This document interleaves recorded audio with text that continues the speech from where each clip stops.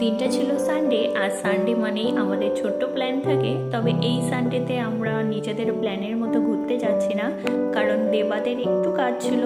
সেই জন্য আমরাই বা সানডেতে কোয়ার্টারে কি করব, সেই জন্য ওরাই বললো তোমরাও রেডি হয়ে যাও, তোমাদেরকেও নিয়ে যাব। আর ওয়েদারের অবস্থা খুবই খারাপ। আর আমরা এখন যাচ্ছি আরইউবির ভিতর দিয়ে, এর উপর দিয়ে রেল লাইন, আর নিচ দিয়ে দেখো যাতায়াতের রাস্তা। তবে বৃষ্টিতে এটা পুরো ভরে গেছিলো।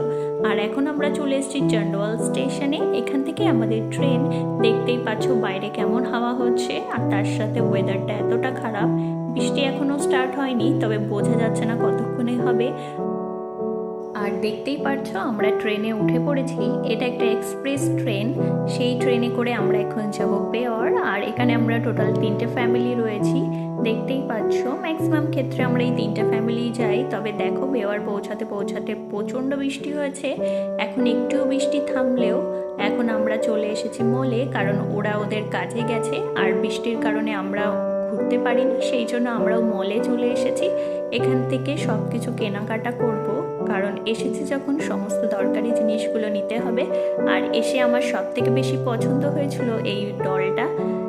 তবে এখানে দেবা ছিল না, এখানে আমরাই কেনাকাটা করছিলাম। তারপরে আমরা টোটাল সমস্ত কিছু কেনাকাটা করার পর ওরাও চলে এসেছিল, এবং পরের ফুটেজগুলো বৃষ্টির কারণে আর নিতে পারেনি। টাটা।